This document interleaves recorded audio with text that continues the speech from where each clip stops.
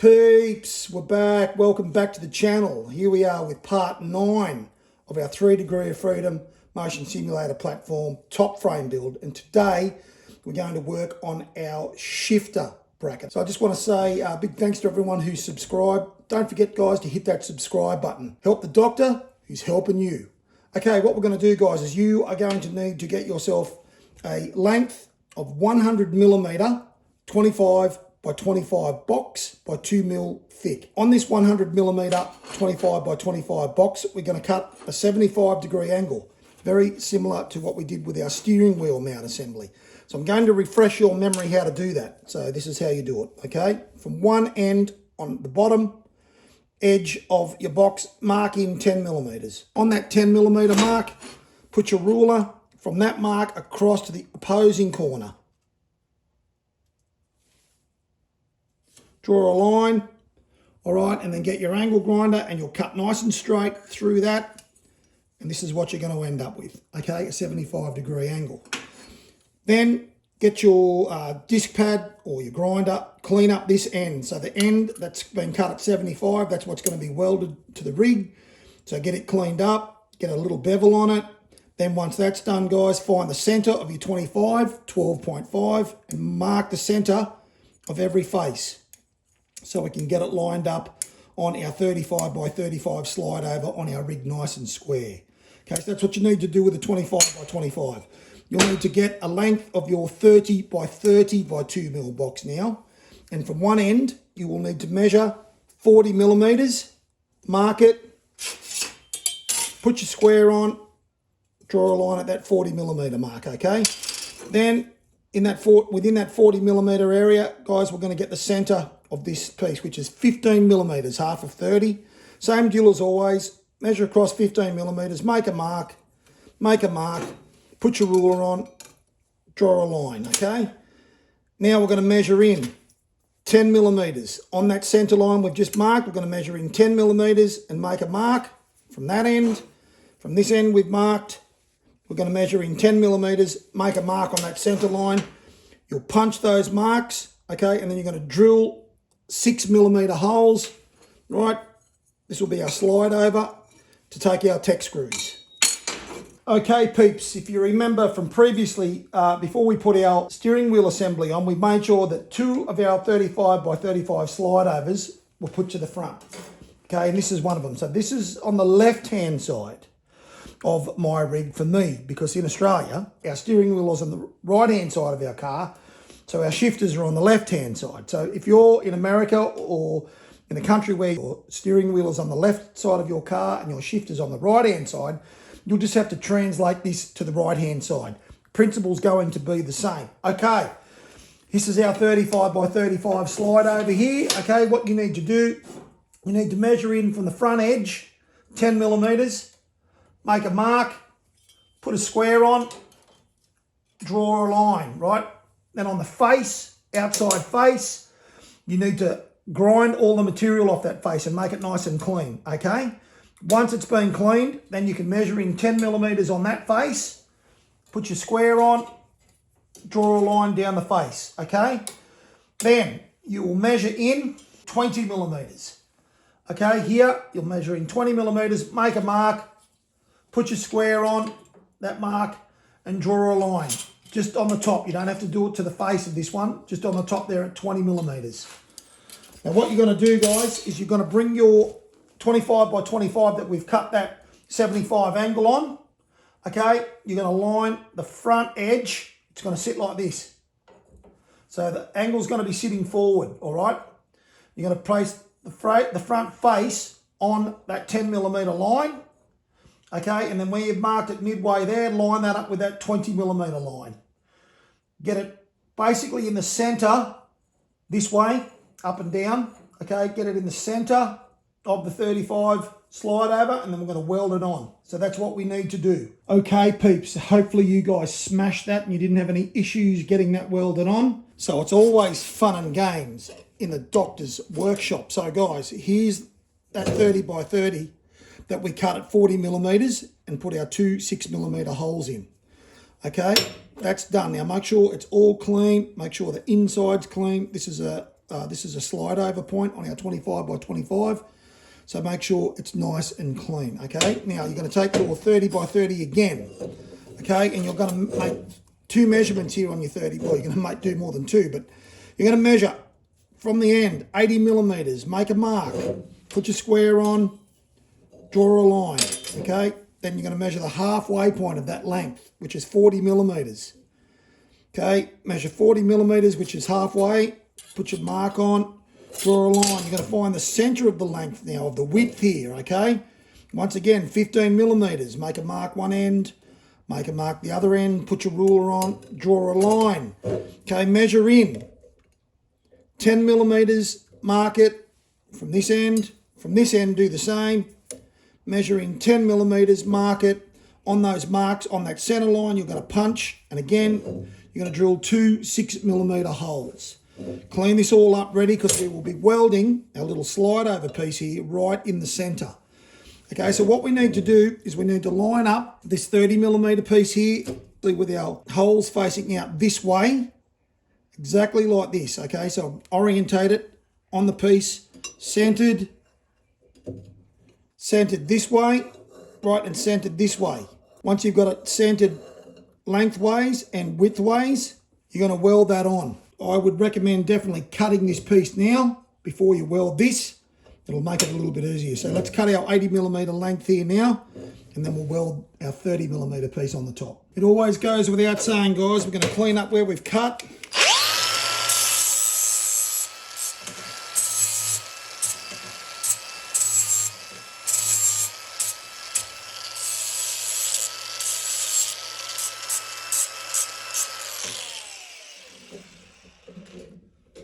Okay, and because these are slide over pieces, we're going to make sure, as we always do, that we clean all of our inside parts out, especially where we drill. Remember, when you drill, it leaves really nasty burrs on the inside. Make sure you get them clean. Rightio. So we've got this cut now at our 80 millimeters. We've got our 40 millimeter center mark here. What I was saying still applies. We're going to line this up right in the center, and we're going to weld this bad boy. Okay, so you can go and put this in your vise, get it clamped, and let's get it welded. Okay, guys, just going to make sure that it's nice and square and centered. All right, so just double check, triple check before you start. All right, and you can just fiddle and get it lined up and make sure it's square. You can check for square.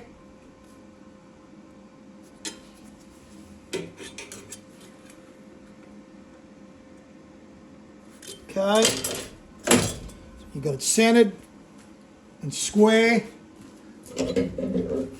Throw a tack in each corner.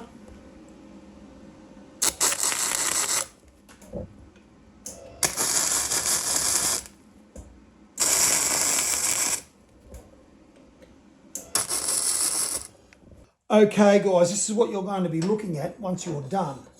All right, with this. Now, this doesn't have a super amount of adjustment, okay? It doesn't have a large range. We can't make it too large, otherwise we're going to have stuff sticking outside of our rig, and that's no good. But this is going to be enough to give us a good sweet spot when we're trying to adjust our shifter. Now, guys, make sure when you weld these components, your 25 by 25 to your 35 by 35 here, make sure you do good welds, all right? I know you guys getting the poops when you're winning, crashing, and then taking it out on your shifter. So, yeah, you just got to make sure that you do good welds on these. Make sure they're nice and strong on all those connecting points. Now, this is why we needed to drill our holes on this side, guys, because if we drilled them on the other side, so make sure you're careful doing this, because we want to run our techs in this way. All right, it'd be a nightmare trying to run techs in from that side because of the angle. So do take care and make sure you get those holes facing up. All right, so all we've got to do now is just talk about our 25 by 25 slide over inside. So obviously this is now going to allow us to now adjust the height of our shifter up and down as well, okay? So let's get that sorted. Okay, let's get this height adjustment sorted out for the shifter bracket. You need to cut a length of 150 millimeter, 25 by 25 by 2 mil box. So guys, this next bit is a little bit tricky because obviously I'm building this plate. Well, it might not be obvious actually. Let me be clear. I'm building this shifter plate to house a Fanatec Club Sport 1.5 shifter. Just got off the Fanatec site and their spec sheet or template, if you like, for drill hole locations on that shifter are 90 millimeters apart, 70 millimeters apart.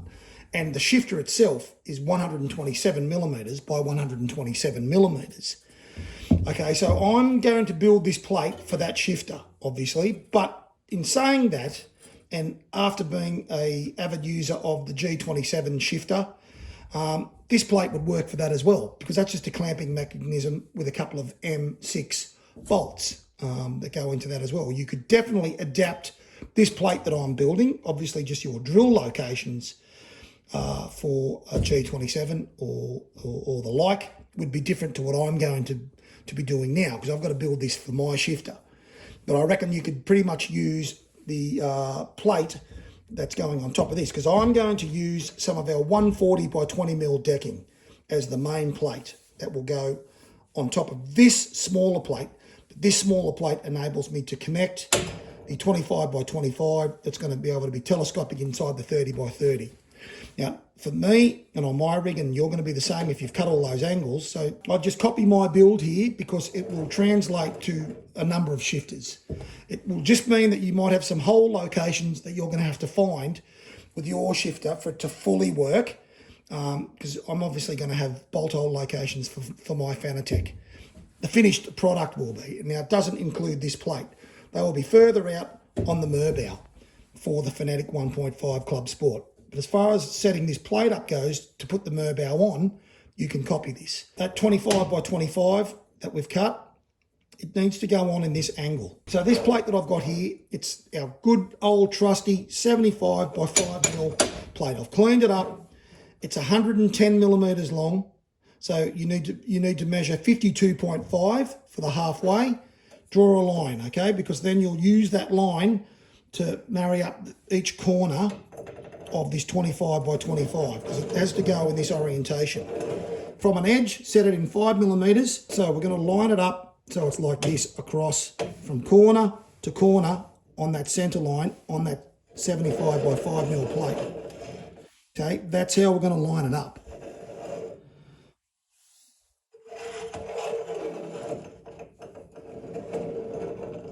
Got some BB stuck on my welding desk here from welding that 30 by 30. I should have cleaned it off because it snags and it's painful for moving things around. So we need to weld our 25 by 25 on to our 75 by 5 mil, 110 millimeter long piece of plate. We're going to weld it like this, 5 mil from the edge.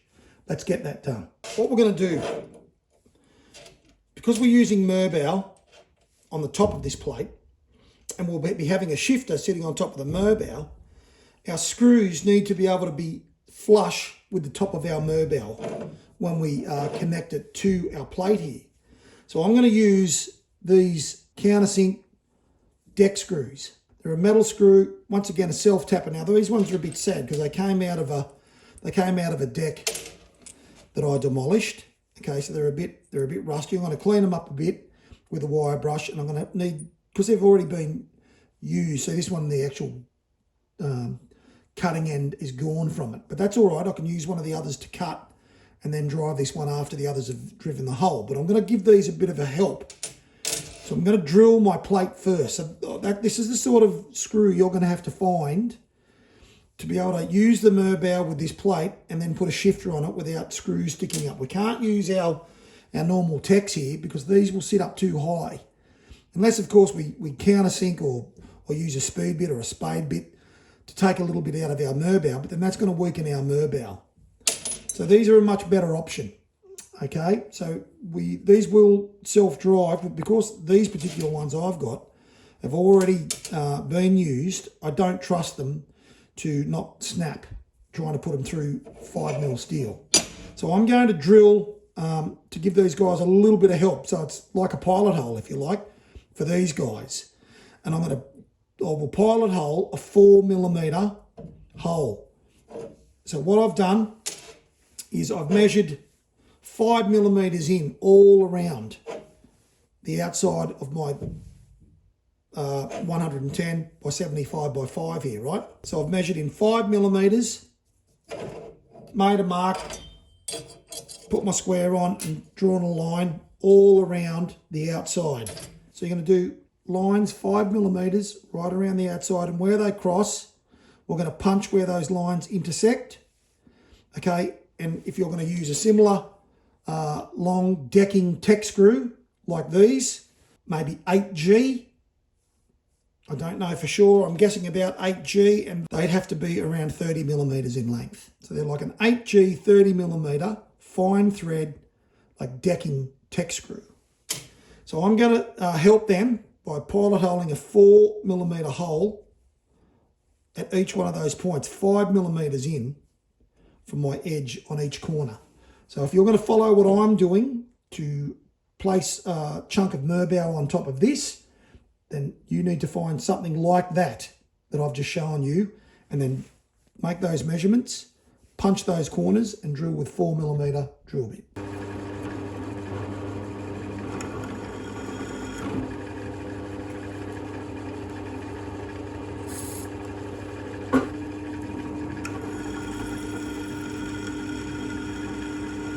It's quiet as a mouse.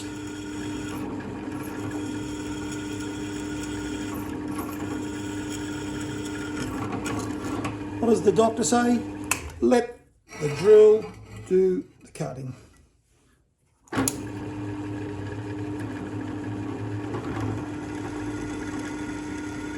It sounds so cliche, but it's so true.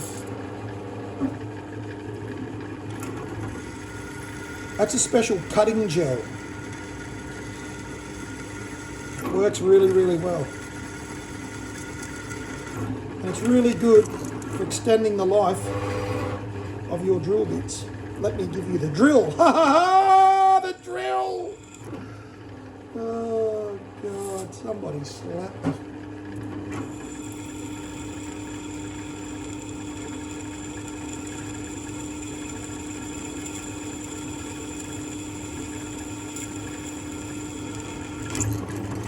I do this for you guys because I know you love the entertainment factor. Like the doctor, you could sit here and watch this all day.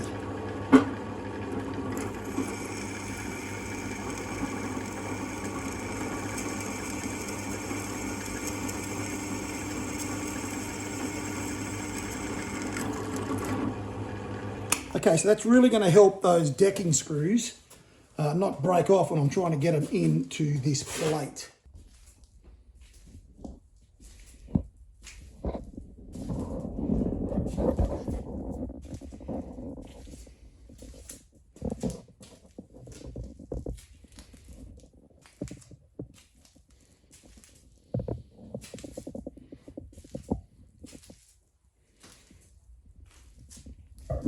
Okay, something important I need to bring to your attention, guys. I've done a slight modification on the rear traction loss pushrod plate that I recommend that you guys do to your build. Now, you'll need to refer right back to the base plate build and the rear timber Merbau bracket that was placed on the rear traction loss metal bracket, okay? I've made a different bracket up that gives a little bit more flexibility to the traction loss connection point. So let's have a talk about that now, and I'll give you some measurements so you can make this modification yourself if you choose to. It doesn't make a huge amount of difference. It's really more aesthetically, it just looks a lot nicer, and it does allow you to place your traction loss push rod to the front location of the plate and the rear location. So it gives you a little bit more flexibility on tweaking the traction loss. So I'm going to give you the dimensions to build this plate if you have enough decking left over, or if you're happy to buy a little bit more decking and just do this modification. Okay guys, it's pretty simple modification. All right, I've cut a piece of my 140 by 20 mil timber decking at 230 millimeters in length. Cleaned it up, sanded it, rounded it as we always do. Now remember that our bracket here, our bolts are offset on that bracket, okay? So from the back of the bracket, so from the other side, you measure from each edge of your bracket in 35 millimeters, right? And from the bottom of your Merbau, you'll locate the connecting rod holes. So you've got an option to connect your push rod on this side, or as I've got mine connected now on the inside, you'll measure up from the bottom of your Merbau, 65 millimeters, okay? Make a mark and 35 millimeters in from the plate on the other side, okay? 65 from the bottom, 35 mil in from the plate on the other side, and exactly the same on this side. So that's really it, guys. It's a simple modification. I've put some nice and matching M8 bolts in there with 5mm Allen key heads. It just tidies it all up, makes it a little bit nicer, and gives us a little bit more option and more material, okay, between our bolt hole locations and the edge of our Merbau. So a very simple modification, guys.